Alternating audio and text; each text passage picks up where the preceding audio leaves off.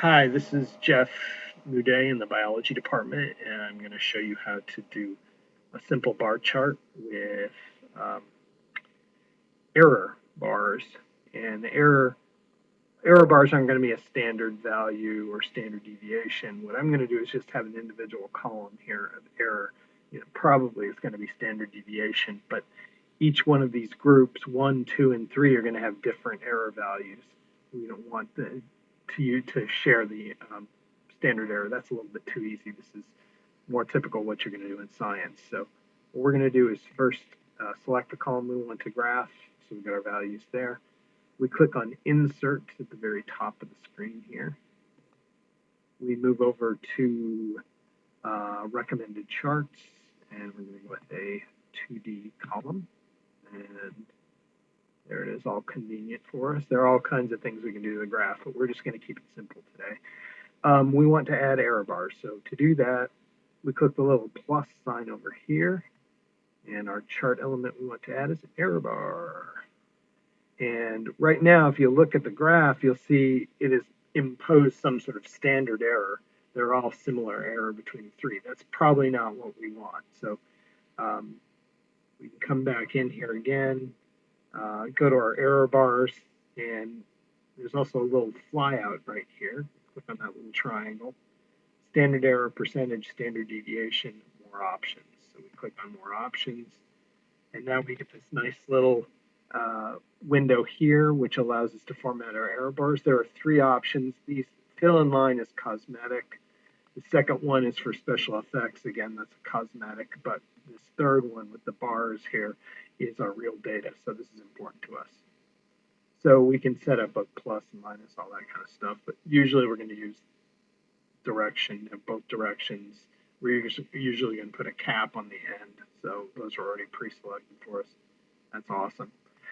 If we were using the same error values for each one, we could fill them in here and then click the box. But we want to get this custom column here, this custom error column that specifies the different error values. Right now they're the same, so we want to make sure that here's where our error is. So click on Custom and Specify Value button. Now we get this little box here, and you see here's our error column.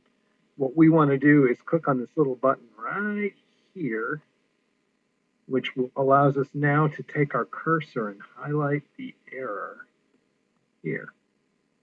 And we click OK. And we click OK. And so now you can see that the top error value, the top one is right. The bottom one's still wrong. Huh, what's that? What's going on with that? Well, what we need to do is under specify value, we need to do first the top,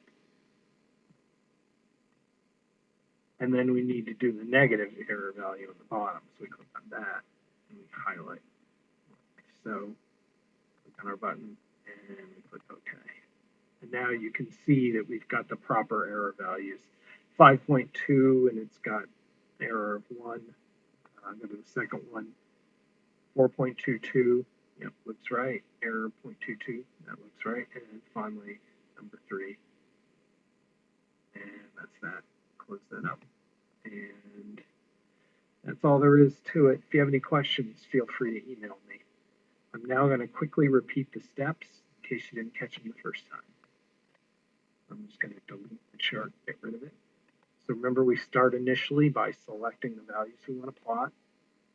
We click on Insert, go over to Recommended Charts on the ribbon, and then we take 2D chart. We want to click on the plus sign. We want to add error bars, and we want to make sure that we take this flyout and go to More Options.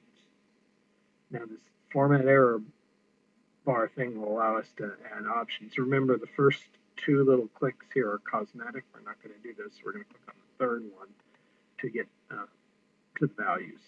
And so we scroll down a little bit further, and we want to choose custom values, and we're going to specify the values and click on this little button to highlight the positive error values.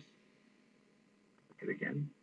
Now we go to the negative error values, click on that, highlight them, click on that, And now click OK. And close this up. And there we go.